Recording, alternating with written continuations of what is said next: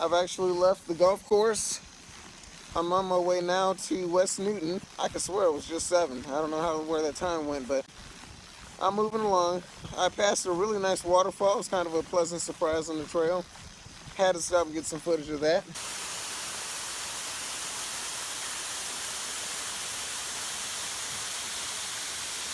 For the duration of this trip, minus the unsavory moments, outside of those, I've had some really good positive experiences. I've had complete strangers give me money for coffee, offer me a ride when I clearly looked like I was wasted. I had a lady, Karen, in Illinois, who picked me up right at dusk. And I'm probably sure a lot of you have seen that video where I'm hightailing down that back road. I mean, there's no lights, trying to get to some sort of civilization. And she didn't know me from Adam. I mean, at dusk, you don't pick up necessarily a stranger, but she did. She saved my life as well. Not so much from a person, but from being out there in the dark with no headlight. My legs were not feeling great, but I was just trying hard to get where I had to go to get to some sort of safety and shelter. And the issue was finding a place to pitch a tent. There were plenty of fields, but many of them were occupied by corn. Now, aside from the private property issue, if it were as easy as just me finding a dark patch and setting up a tent, that wouldn't have been an issue. I wouldn't have been riding so fast trying to get through that area. It wasn't just the no trespassing signs. It was the fact that the farmland was back to back. It was farmland, a house, farmland, a house. There's no room for a tent. I'd be right next to someone's house, and that's not going to go over well to look out and see somebody just squatting. So keep in mind that when I'm telling you I'm going through something, I'm not just out here completely oblivious of the obvious. Stealth camping by far has value, it has more merit than I thought. Stealth camping by far has value, it has more merit than I thought. I really looked at it kind of negatively. I admire those on the internet that do it, but when placed in my own thought processes of something I would try, I was like, nah, I can't do that. I don't want to wake up to a flashlight on the tent or a flashlight on my forehead. And that's no reference to just police. Anybody could have a flashlight. Homeowner, anybody. So my first experience with it was actually quite positive. I enjoyed myself. But I had power and I had water. If I didn't have either one of those, maybe not so much. Last night, I actually tent camped at a golf course. But it was nice to be able to step out of my tent this morning into a open golf course and still see the dew on the grass. It's just a feeling you can't describe. I mean, who finds themselves in that situation? It's amazing. I'm very grateful that they said yes and gave me that space.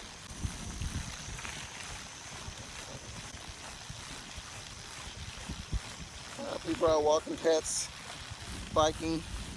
They got the right idea, get out, beat the heat. Good morning. Good morning. Oh, that brings me to point number 2. For the duration of this trip, everyone I've spoken to has actually spoken back. And not with a condescending, hello. Where I'm from, saying hello to a stranger is often a negative. People take kindness for weakness. I found that people look at me and they already form conclusions. And then when they get to know me, it's like a totally different feeling from what they originally thought, and they have to balance the two. But it's hard to balance the two and treat somebody fairly, as they find later on when I bring things to their attention. And not in a condescending way, it's just things I notice. For example, if I were to go to a retail store, doesn't matter who's behind the counter, I pass them my money, I can almost certainly expect that my money will be thrown in my hand or placed on the counter. Now, it's not something many people think about, especially if you're not experiencing that on a regular basis. A lot of people give their money to someone in their hand, they get it back in their hand, not a big deal. But there's always the nuances, and I'm not going to start painting that whole black-white racism thing. People love to stay focused on that. It's not that. It's just a different mindset. For example, another example I can bring to mind. There are a lot of times where I buy an item. I'll be at REI, I'll be at Target, doesn't matter the store. And I may have something small, I may have something big. And I'm always asked, do I want a bag? I'm like, you didn't ask anyone in line before me or possibly after me if they wanted a bag. But I step up and I'm supposed to be happy with holding this thing in my hand with the receipt. That's senseless. So, the little things that we notice, me, minorities notice, those are the things that sometimes get harped on because they're different. They're different for no reason. They stand out in our minds because we get that treatment, no one else seems to get it. But I'm just noticing that what I've gotten accustomed to back home as being different has been totally opposite on this trip. Perfect strangers, old, young, white, non-white, have treated me like an individual. It's really refreshing. I don't even know how to tell you. I've gone into some, like when I walked in the golf course, I used to work as a chauffeur. And I distinctly remember going into golf courses just a year ago. They didn't want me to even use the restroom. They were like, whoa, where are you going? I dropped off Mr. No. And I'm like, wow. Again, it's not racism, it's just different.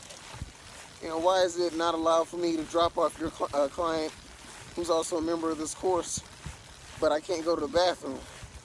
I'm in charge of getting him home safely, but I gotta stand around with a pent-up bladder. That makes no sense.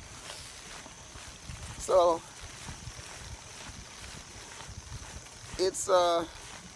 it's refreshing to feel like, you know, maybe a lot of the issues that I deal with are just based on my geographic location and not me. You know, people are really quick to label you a certain way or treat you differently. But the more you travel, the more you realize that maybe that's just the mindset of those people and not you. You're not so weird, you're not so different. It's so easy to transfer that responsibility onto someone else when really the responsibility is on those that you interact with and not you. So we'll let that go. Need to move on a bit. People from all walks of life can impact your life in ways you never imagined. But you gotta get out there, you gotta be brave. You gotta be willing to say hello to people you wouldn't normally say hello to. Because everybody has something they can teach you. Everyone. Oh wow, that was a good picture.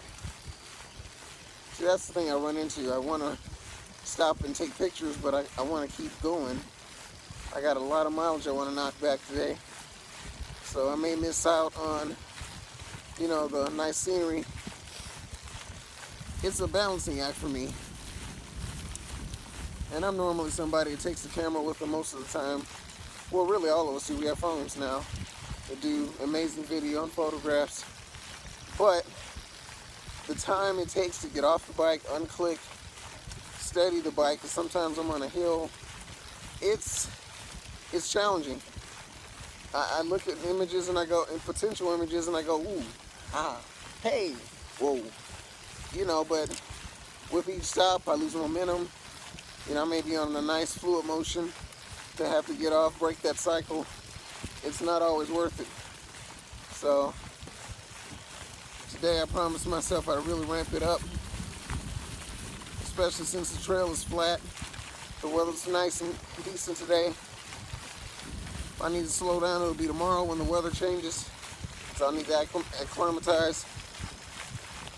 I'm gonna break out more layers.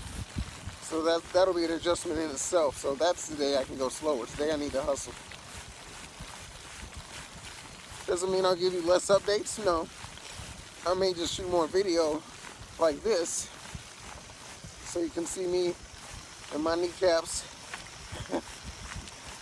cruising down these trails and the scenery behind me, which is nice. Thanks for that tip, Matt. I'm no longer cutting my head off. I used to have the camera aimed so low, it was ridiculous. I knew better, but I was dealing with flimsy equipment, just trying to hurry up and capture something, but capturing video is an art. It has to look right, it has to be complete. I'm so glad I got started early today. I have a chance to really knock back some mileage before it gets too late in the day. And there's a gentleman that may cross paths with me today. So, we've been talking through Facebook Messenger. If we happen to bump past, well, cross paths, then we will take a nice photo and get that posted up. He's out here riding. He's at the campground that I was trying to get to, actually. It's good we got to ride together. He's a good guy here. Met him on the trail. Good conversation. Good bike watcher person, too. And he is now the proud recipient of a brake strap. Yes, actually, hey, a that fellow helps a lot. trike rider. Hello. How are you? Okay. Where you guys head? I'm headed to Phoenixville, Where? What? Philadelphia. Oh. How far are you going down on this trail? Probably down to Cumberland, then I'll come back up.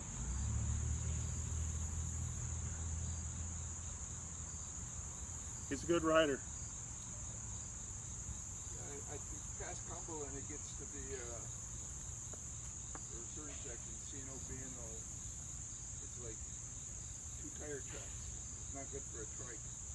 Yeah, I heard it's not going to be too great, so trying to knock out as much of the mileage on the nice part now. Plus the weather changes tomorrow too, so it'll be interesting. How much your equipment weigh? What are you pushing there? About 43 pounds. Right now my wife's riding a 2-wheeler, but we're trying to convert her. It's a matter of time. We'll get her out there on the demo track, and Yep. That's what's hopefully gonna she'll make like it really click when she gets to test everything. yeah. Because there's always gonna be that, top 3 that makes her, and you, of all people, after 30 years what makes her happy. Yes. When you see that smile, it's like, that's the brand. Now we just gotta get the color and figure out the components. Yes, sir. It's truly the best way to check out a bike. I mean, otherwise you're looking through catalogs and going, well, that might be nice, but it's like buying your truck without driving it. Yeah, that's not I gonna like the happen. paint job. I'll pay 50 grand for that. No. No. Sadly, there are still people doing that, but it's really scary. It's a big investment to go forward and not know exactly what you need and what you're getting. You getting ready to hit the trail and make some miles? Yep, I gotta get going. I'm gonna you get in further here and get along? a couple bottles and hit the roads. Okay. Because that sun's not gonna slow down for us. No, it's not. Man, I really enjoyed this, man. You just don't know. I'm very glad to meet you, and I'll send you my information through Messenger so we can stay in touch. Please Address, do. phone number, email, all that. please do, and And, likewise. We definitely got to get together and get a ride. If not later this year, sometime next year. I'm definitely up for it. And I know you're going to be working on getting better, and I'm going to get this thin man gut off. You need to put some on, I need to take some off. I just wish it would go other places. If I'm not careful, it goes right here. Nothing else. I still look like I'm not eating enough, but right here it's like, I got the Super Bowl gut. I would donate if I could. They need to make a USB transport. I plug into you, I plug into me, and you take care of it.